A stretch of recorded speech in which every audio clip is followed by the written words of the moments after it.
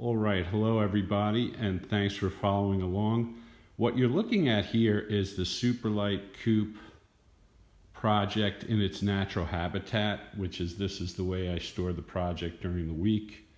You know, I lower the chassis on the lift and then I roll the body buck over the chassis. That way I can get my wife's car in the garage during the week. Being the good husband that I am, I make sure that, she has her car indoors for the winters. The winter here in New Jersey, okay? So what we'll do now is we're going to segue over to the work table. And in this video, we're going to cover swapping out the wheel studs on the Superlite coupe wheel bearings.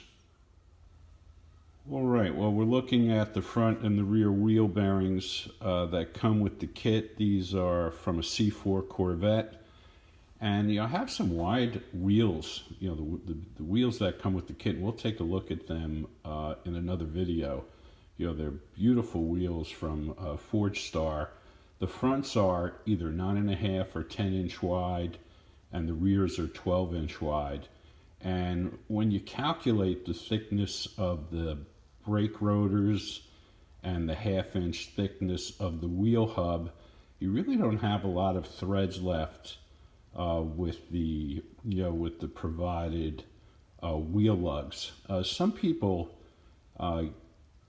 they purchase these wheel lugs that have a few extra threads on the bottom, but many of the other builders will actually swap out the wheel studs. So I bought these from Summit Racing, and they basically add 1/2 inch of height to the wheel stud and add more threads. So that's the direction I'm going to go. I have this very inexpensive wheel ball joint remover from Harbor Freight, and I saw a video of somebody using this tool to replace the wheel studs. I don't have a press. I don't have a big vise to press these studs out. So I'm going to try to use this inexpensive tool, and we'll see how it goes. All right, well, this is going to be the guinea pig. We're going to try the front wheel bearing, and essentially what you do is, you're basically cradling the tip of the stud in this tool, and then you're providing support on the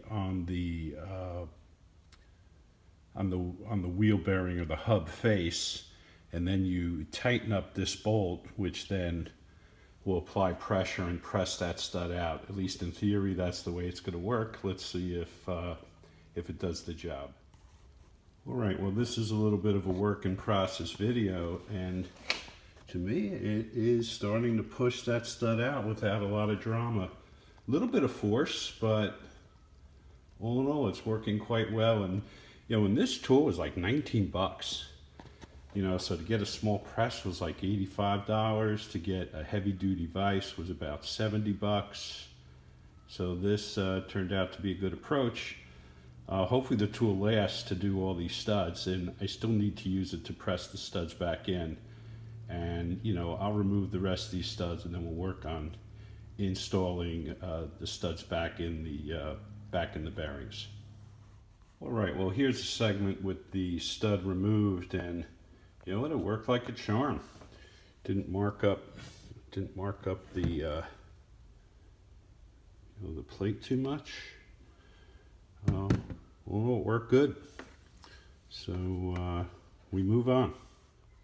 All right, well, I'm on the last stud for the front wheel bearing, and here's another angle of how the tool fits on these studs. And I mentioned in the prior segment it didn't mark up the bearing too much, but actually what I was looking at were these sort of part numbers on the back, but this didn't put a single mark on the wheel bearing. So far so good. This is working out great. All right, we got all the wheel lugs out, and that went really smooth. Let's see, a couple comments here. This is one of the original bolts, and these are the lug nuts that come with the kit. To get to roughly where they will need to go to tighten the wheel up, you get 5 full turns on this on this lug nut, which, you know, is not bad. But considering, you know, this car is going to have 650 horsepower and 650 foot-pounds of torque, you know, I think we're sort of on the edge of whether that's enough thread to firmly hold these wheels on.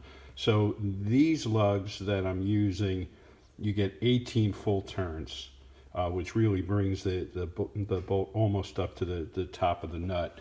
So they will work out well, leaving nothing to chance. You know, that's sort of the point. I'd rather be more conservative, and this, you know, this process just is going pretty smoothly, but I'm halfway done. Now I'm going to install these studs. You know, the goal is to get them in smoothly and perfectly straight. The idea is we use a little bit of oil, a drop of oil on the threads, and then we'll use the ball joint tool and push them through. So let's get started with the front wheel bearings and we'll see how the tool does. Okay, so I have the tool ready to go, and basically there's two settings here as far as the height of the jaw of the tool. So I just moved it from the top hole to the lower hole, and all I really need to do is to get this to squeeze, you know, squeeze this about 1/2 inch. Okay, so I'm going to put this on the wheel bearing, which is I have here. I try to rotate this and figure out sort of where the groove is from the prior wheel studs, because it does leave a little bit of a groove mark. So I'm going to attach this now and clamp it up. We'll see how it goes. All right, well, we ran into a little bit of a configuration issue with this tool. You know, there's not enough room to get the top of this stud into the belly of the clamp, which is ideally where you want it. So I'm going to try to use a piece of metal here. This is aluminum. It may start to bend. If it does, I'll replace it with steel. I've got some steel downstairs, but I'm going to go really slow and see how this works out. Okay, well, that approach did not work. As you can see, the aluminum started bending. I don't know what I was thinking. I was starting to put this in at the wrong angle, which you definitely don't want, because then you can't get the wheels on. So I'm going to put just a grade 8 nut and use that to center in this tool, and then we'll squeeze it, and hopefully it'll push it in a straight, you know, in a very straight way. All right, so 1.5 days later, I actually had to go out to Harbor Freight and get myself a bench top press. It's a 6-ton press, and it barely does the job. So here's the issue. The issue is the wheel studs came out of those bearings very easily with the ball joint removal tool. The problem is that the splines that are on these heavy-duty wheel studs from ARP are a couple thousandths of an inch larger, and it takes a tremendous amount of force to push these through the spindle. So the way I'm going to use this, I mean, I had to actually place the body of the bearing between these, between this base here, but it seems to work okay. And then what I do is I mount the bottom of this stud on this thick metal plate, and then I'm going to add a bunch of washers and build it up and then press down on the plate. So I'll show you that configuration in the next section. Okay, so the first thing we do is we actually put a little oil on the splines just to help it cut through into the hub. I think I called it a spindle before, but the hub. Then we have these washers built up. These are 1/2-inch washers, so just have to make sure this is pretty straight. You don't want one like sort of chipping away at the threads. And then you want to center this socket. We use the socket just to push down on the stack of washers. It pushes down and levels off the hub plate, and it presses it in perfectly perpendicular. So that's what we'll do next. All right, well, I'm done putting the ARP studs into the front wheel hubs. They came out good. One thing to note is, I mean, these studs have to be pressed in perfectly straight because they're so long. You have to get the studs to line up into the brake disc, and because they're so long, they could easily branch out a little bit and not fit. But I've been able to get both of those to fit into that disc brake or the disc hub very nicely. We're going to move back over to the press, and this is the rear wheel bearing, and it's a different shape than the front. So what I decided to do is I'm going to use the press, and I'm literally going to just press these into the hub. And what I did was I drilled a couple holes in this 1/2 inch thick steel plate, which will support the underneath part of the hub, so when I press it down, it doesn't deform the hub, and it presses it in very straight.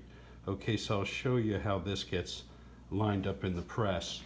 I mean, if I had a taller press, you know, I wouldn't have to do these gyrations, but being this is really a little bit too small a press for this job, I had to get a little creative in getting enough clearance to press these studs in. So we'll take a look in the next video. All right, so this is the stud in place. We've got the press piston right on top of the top of the stud.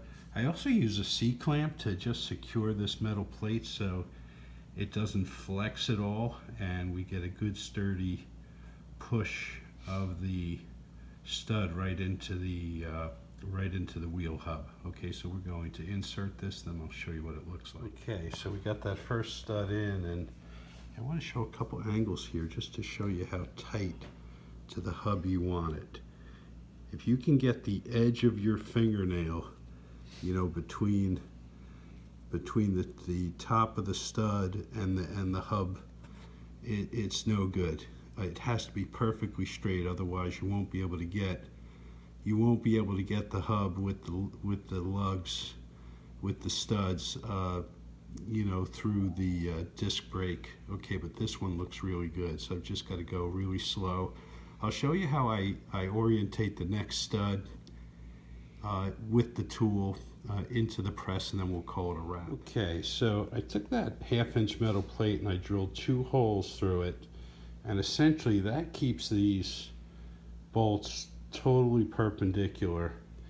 And I have one pressed in, and now I'm going to press in the second one, and I just keep rotating this plate around the hub, and it does the job. So this is just the way I approached it.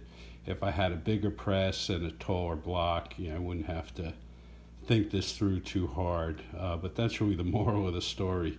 If you're going to do this yourself, get the one size larger press from Harbor Freight, and makes this job a lot easier, but we're getting there. Okay, so I think I'm going to call it a wrap with regard to installing the longer wheel studs. It was obviously a lot more work than I thought, but I think overall it's a good move, especially, you know, on these rear hubs. You know, these C4 Corvettes, you know, the highest horsepower, you know, was 450 horsepower with the ZR1, and the Z06 engine, you know, is going to pump out 650 foot-pounds. So these are chrome moly studs. So, you know, and once again, I'm also building a street car, so I think that adds a level of safety with regard to not breaking any of the wheel studs. Let's see. One other thing is I did test fit these studs through the brake rotors and onto the wheels, and it turns out these small acorns are too shallow, so I have to get the racing lug nuts, and they come in an open-ended style and a closed-ended style. I think I'll go with the open-ended style. It'll look pretty cool with these chrome moly studs peeking through. And let's see, a couple lessons that we learned. I mean, the $19 Harbor Freight ball joint separator is great at pulling out the stock studs. It would probably be great inserting stock studs, but because these studs are a bit wider, like I mentioned, I don't have the exact number, but they require a press to install. And if you're going to go out and buy a press like I did, I would recommend buying the one size larger, where you literally can easily fit the body of the wheel bearing into the press, and you'll make short work of it. You still have to be very careful. You have to give it very good support underneath the area you're pressing in, and then you have to make these perfectly straight. Otherwise, they don't clear the holes in the brake rotor. Okay, so we'll call it a wrap. Thanks for watching. Next up on the build will be to install the rear suspension belt cranks, and then also do the initial alignment of zero toe and zero camber. Okay, take care everybody. Bye.